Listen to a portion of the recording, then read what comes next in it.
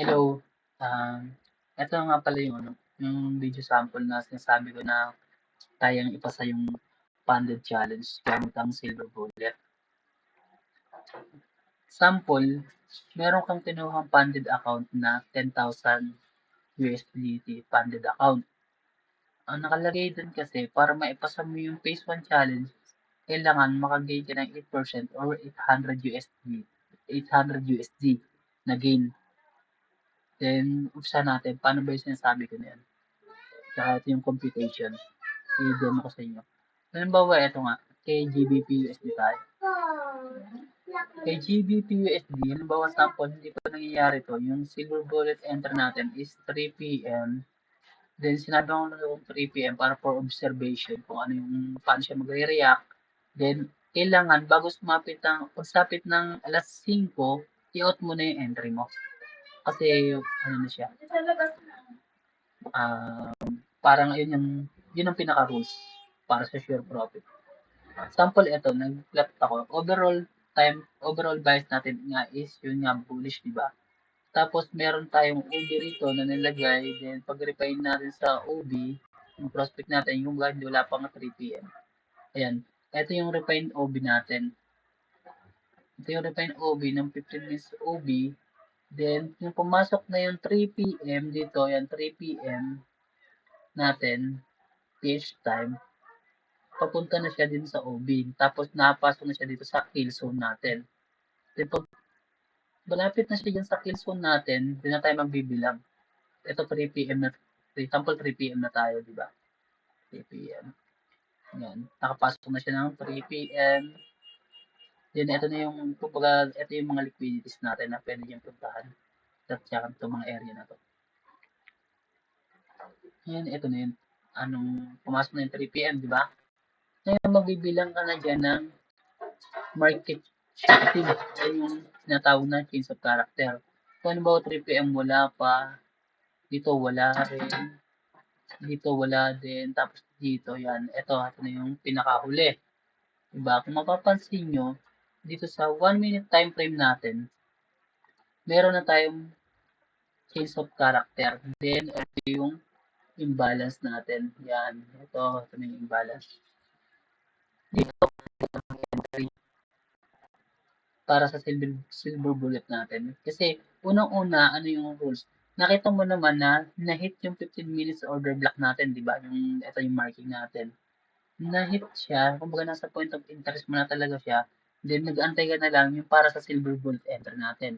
Ito na nga, kasi nagbilang ka na dito, wala pang change of character. Kahit pumasok siya dito sa 1 time frame na ubi natin, wala pa rin change of character. Then yung na-hit na, nag-market shifting na siya, pwede ka na mag-enter dito. Ngayon, tutuos na tayo sa calculator. Sample dito, sa 5 lang yung standard mo, 5. Yan. 5 yung standard mo. Tapos yung 1:1 RR na sinasabi ko yan, makikita nyo naman dito, risk-reward ratio yan. 1:1 RR, nilagyan ko na ng 0.1 para sa spread. Then, calculate tayo. Dito nakalagay dito sa GBP USD, tapos USD, tapos yung account size natin, yung funded account is 10,000 USD. Then, yung risk-reward ratio na kaya mo lang ipatala per trade is 0.5. Which means, convert siya na ang kaya mo lang ipatalo is 50 USDT per trade. Ngayon, ito dito is number 5, diba? Number 5 nilagay ko dyan. Dito ilalagay mo sa stop loss pips number 5.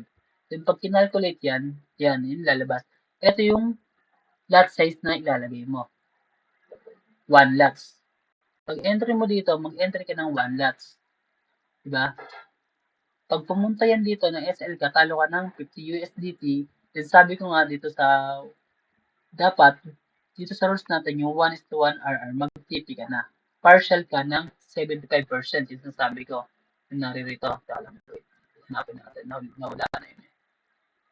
Sa, lapit natin. Ito. Dito na tayo. Yan. Ito na yun.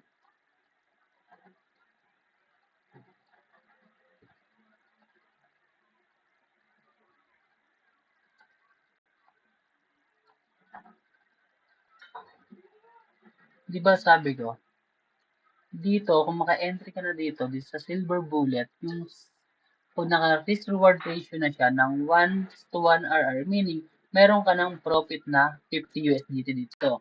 Kung iti-take profit mo siya ng 75%, meron kang matitipi na 37.5, di ba? Ganun yung mangyayari. Ngayon, magbabago yung lot size mo. Kasi nga, yung profit na i-partial TP mo is 75%, magiging 2.5 na lang yung lot size niya. Ang magiging running position mo na lang dito, 2.5 na lang. Ngayon, ang maiiwanan dyan is yung 12.5. Yung 12.5 na gain or kung matalo ka, 12.5 yung matatalo sa'yo. Eh di ba meron ka na nating profit na 37.5, kung ma-SL ka, meron ka pa rin gain na 25 USDT na gain. Di ba? Ngayon, kung halimbawa meron ka ng running profit, nakapag-TP ka na, nakapag-save ka na, kahit matalo yan, meron ka pa rin profit ng 25 USDT, eh, siyempre, running profit siya, eh, target mo dito sa liquidity na to. Dito mo nilagay yung isa, yung running profit mo, or kung gusto mo pa rin, tumingin pa rin sa pero mas maganda, bago mag-close dito sa 17, sa 5 PM, mai-close mo na siya. Ganun siya. Pero halimbawa, dito tayo, naglagay tayo ng target.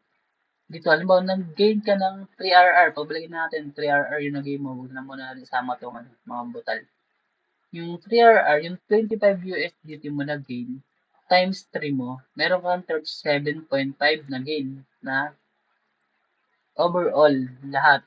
TP out mo na dito, nag-profit ka dito sa Silver Bullet entry mo na 62.5 USDT profit. Ngayon, kung araw-araw ganyan ka na 65, 62.5 or ilagay na natin sa consistent na meron kang 50 USDT na na profit, 'di ba? Yung sa profit. Ibig sabihin, kung araw-araw meron kang 50 USDT, then i-times mo yun sa i-divide mo yun dun sa 800, meron kang 14 days para maipasa yung funded challenge mo. Or hindi pa kasi syempre, minsan mas malaki pa yung game niya kasi nga 'di ba ang close natin sa sa yung ating 5 PM close entry na talagang wala ng silver bullet dyan. No entry ka na. Ngayon, kailangan mo lang is disiplinahin yung sarili mo para maging consistent tong entry mo na to. Maging siya, as is, baka kasi mamaya, siyempre, nag-gain ka na ng 62 USDT, tapos trade ka pa ng trade dito kung saan saan. Diba? Kaya ang rules mo doon, ginagamit mo lang yung funded account para sa silver bullet entry mo. Eh, na-overtrade ka, imbes na may profit ka, nag-negative ka pa tuloy ng natalo pa 22, tapos nag-negative ka pa. Kailangan meron ka ring rules na kung saan yung trade mo is yun lang, yung target profit mo is yun lang para dire-diretso siya. As in consistent, walang nagbabago. Hindi masisira yung emotion mo kasi meron kang sinusunod na rules, yun nga, halimbawa, sample 3 PM entry ka, then pag na-hit yung OB, then market shifting, yan. Diba? Ito yung silver bullet na sinasabi. Na wala kang talo kasi nga, pag once na nagkaroon ng 1RR yan, makakapag 75% partial TP ka. Then, meron ka ng 37.5 na gain. Kahit na SL dyan, meron ka pa rin 25 USD na gain. Diba? Walang talo. Araw-araw ka magpo-profit sa bawat entry mo. Basta sundin mo lang yung rules ng silver bullet. Ganun lang. Pagpasok niya sa skill zone natin, bibilang ka ng mga break. Kung saan merong break na ng 1 minute change. Basta dito sa area to. Kung dito, hindi nagpakita yung break of market structure natin. Or dito, hindi pa nagpapakita yung break of market structure. Or nagpakita na narito. Huwag kayong mag-entry kasi hindi yan silver bullet. Dito yung kill zone natin. Dito sa loob ng time na to. Dito no trade, dito no trade. Then, yun nga, pagdating dun sa 8 PM, iba sample dito sa 10 to 11, sa kill zone yan, tulad nga dito, meron yung entry, di ba, nakapag-partial TP, meron kang 25 USDT gain pa rin. Basta yung partial TP, lagi yung gagawin.